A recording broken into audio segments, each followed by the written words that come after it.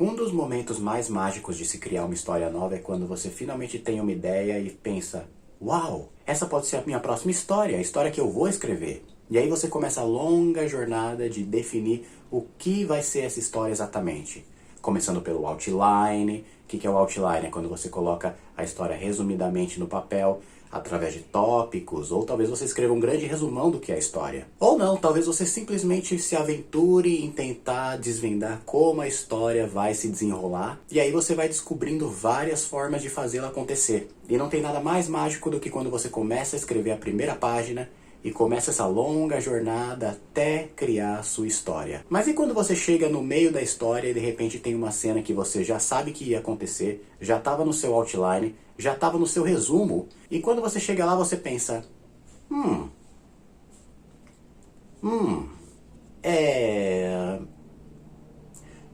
Então, bom, os personagens estão aqui. Pois é, quando vem o questionamento: como é que eu saio dessa página? Olá, meu nome é Gustavo, mas pode me chamar de Gus. E eu quis fazer esse vídeo hoje falando de bloqueio criativo porque é uma coisa que eu já passei várias vezes durante as minhas histórias e pode acontecer por vários motivos, né? Eu acho que a maioria dos criadores aí que estão se aventurando por escrever suas histórias passam por isso algumas vezes durante algumas versões das suas histórias, ou talvez em histórias que eles começam a escrever, mas de repente desiste porque chega nesse ponto que não tem saída. Então, por exemplo, comigo, eu estou escrevendo um segundo livro agora, que eu também pretendo publicar na Amazon logo logo. E aconteceu comigo exatamente o que eu falei no começo desse vídeo. Eu fiz um resumo gigante da história, coloquei todo o outline, que são esses tópicos das cenas que vão acontecendo e toda a progressão da história. E por incrível que pareça, esse resumo me tomou apenas uma manhã de um domingo. Foi a primeira vez que eu realmente tive uma ideia e essa ideia se desenvolveu assim, do nada. E aí eu consegui escrever como se eu tivesse possuído toda a história resumidamente ali no caderno. E foi um momento lindo, maravilhoso, que eu pude visualizar toda a história desse livro, do começo ao fim, de uma tacada só. Então isso te dá uma baita confiança de que você sabe a história que você quer contar e você sabe exatamente como desenvolvê-la. Mas teve um momento no meio da história desse livro que eu cheguei em uma cena que eu pensei: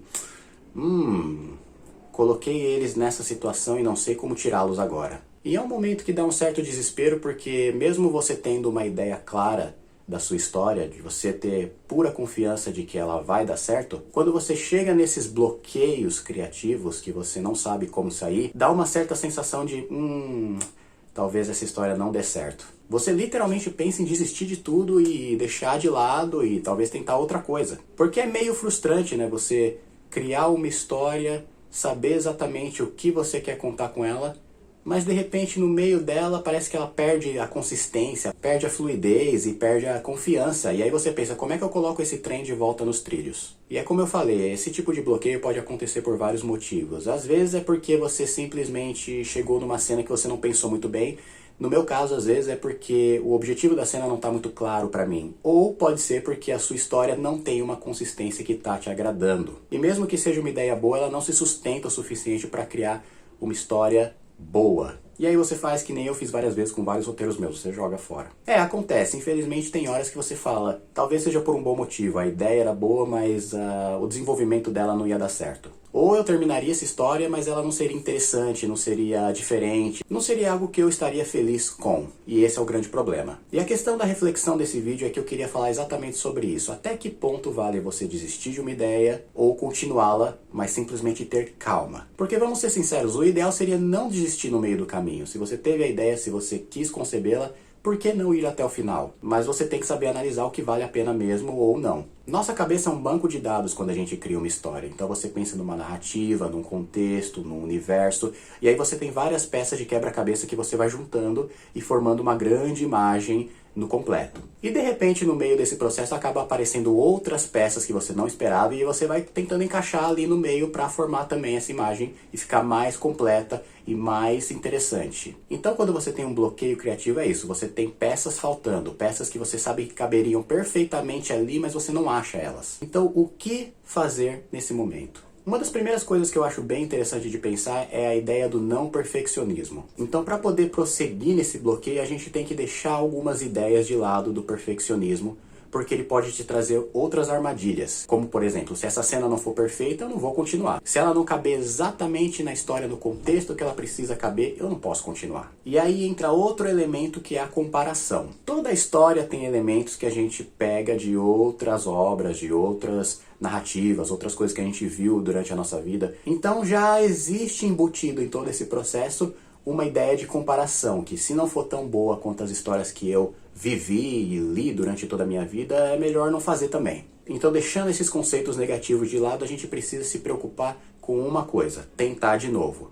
Mas quando tentar de novo? Nesse novo livro que eu estou escrevendo, eu também estou tentando um processo diferente dos outros que eu tinha feito antes. Antigamente eu gostava de escrever todo dia, para manter a história fluida, para manter o ritmo, o clima dela na minha cabeça sempre vivo. Porque se você ficar 1 ou 2 dias, é capaz que você perca aquele ritmo, perca aquela noção de como a sua história está progredindo, e aí você acaba baixando o ritmo, ou talvez até esquecendo elementos da história que podem criar buracos mais pra frente. Então uma das coisas que eu estou tentando consistentemente agora é dar um tempo para minha mente se recuperar. E o que eu quero dizer com isso? Pense em um exercício físico que vai te fazer ganhar músculo. Você vai na academia, faz ele lá por 1 hora inteira, dá uns 2 dias mais ou menos para o músculo poder se recuperar dessa destruição que você causou nele durante um dia, e aí automaticamente ele vai criar novas camadas que vão deixá-lo mais forte. Talvez isso funcione com o cérebro também. Ou seja, você dá um tempo para respirar a sua história, para deixar ela ali de molho, dá um tempo para sua mente voltar, fazer tipo um reset mesmo e pensar nas coisas, as possibilidades que podem acontecer para o futuro. Também é importante pensar no que você já fez até agora. Talvez tenha algum elemento do passado que você pode reutilizar agora para dar prosseguimento à história. Então antes tinha essa questão mesmo da pressa de terminar uma história para você poder trabalhar nela através de revisões, deixá-la mais consistente. Só que hoje eu tenho essa opinião diferente. A calma e a paciência são a chave. É aquela velha história que a pressa é a inimiga da perfeição. Claro que eu falei que a perfeição não existe, mas pensa, com calma, com paciência, tudo se torna mais agradável até para você. E a história vai ser aquilo que a gente tá no momento, querendo ou não. Se você tá com pressa, a sua história vai parecer apressada. Se você tá aproveitando todos os detalhes da sua história, se tá sendo esse processo prazeroso para você, aquilo também vai aparecer na página. Então, por exemplo, se eu escrevo na segunda-feira de manhã, aliás, eu gosto de escrever de manhã porque a cabeça tá um pouco mais vazia. Vazia que eu digo é que ela não tá carregada com os elementos externos da nossa rotina. Então minha cabeça tá sempre mais vazia e mais propensa a ser criativa de manhã. Então se eu escrevo na segunda-feira, eu já sei que vou deixar a terça de boa e na quarta eu volto para a história. Porque aí você teve todo o tempo para relaxar a sua mente, para descansar as ideias, né, para sair daquela vibe de energia, né, que você tá com pressa de colocar tudo no papel ou de colocar todas as ideias ali que você tem no dia. Você consegue escapar daquela agitação que foi escrever aquelas 2, 3 páginas, né, inteiras. E aí você reflete sobre a história que você tá contando. E isso se dá em termos de tá valendo a pena, tá dando certo, os personagens estão progredindo, a história está chegando a algum lugar. Então, com esse momento de pausa, você tem todo o tempo para refletir sobre as questões e aí ter a calma de voltar à sua história no dia seguinte. No meu caso, eu faço entre 24 horas ou às vezes até 48 horas. Eu realmente estou gostando de deixar um tempo grande mesmo para poder relaxar mesmo, não ficar estressado que amanhã eu já tenho que voltar para a história, ela tem que continuar e ela tem que chegar no fim logo. Porque senão você aí fica perseguindo a sua própria rotina, e se você faz uma cena muito boa, a próxima cena você acha que tem que fazer tão boa quanto essa, e é mais fácil de cair na armadilha do bloqueio criativo. Porque é isso, quando você corre muito numa estrada, a possibilidade de você passar por cima de um buraco e não ter visto ele antes é maior. Então eu sei que a gente tem pressa de fazer as nossas criações, de colocá-las no mundo logo, de deixar tudo pronto, mas nosso cérebro é um computador. Ele vai esquentar demais, com todas as informações que tem, vai dar bug. Então se prepare para isso logo de início. Já tenha aquela calma, aquela paciência, dê um tempo maior para você curtir essa jornada e realmente destrinchar os elementos que você precisa destrinchar. E acima de tudo, não se preocupe com a perfeição e com a comparação com outras obras ou com outras coisas que você, né, lê na sua vida. Eu lembro de um filme muito bom do Tim Burton, que é o Ed Wood, que é um filme dos anos 90, acho que 94, com o Johnny Depp, em que ele interpreta o diretor Ed Wood, que é considerado por Hollywood o pior diretor que já existiu na história. E é um filme que mistura comédia com história real, e tem uma cena muito boa em que ele está falando no telefone com um dos produtores do estúdio que ele tá fazendo os filmes dele. E os filmes dele são muito trash, são extremamente assim, feitos com baixíssimo orçamento, com coisas de cenário feitas de cartolina. E aí ele liga pro produtor porque esse cara acabou de ver a primeira versão de um filme que ele acabou de gravar. E aí ele tá lá no telefone e tá perguntando, e aí, o que você achou do filme? Só que você não ouve a voz do produtor, você só ouve o Johnny Depp falando, ah, o pior filme que você já viu na vida? Ok, o próximo será melhor.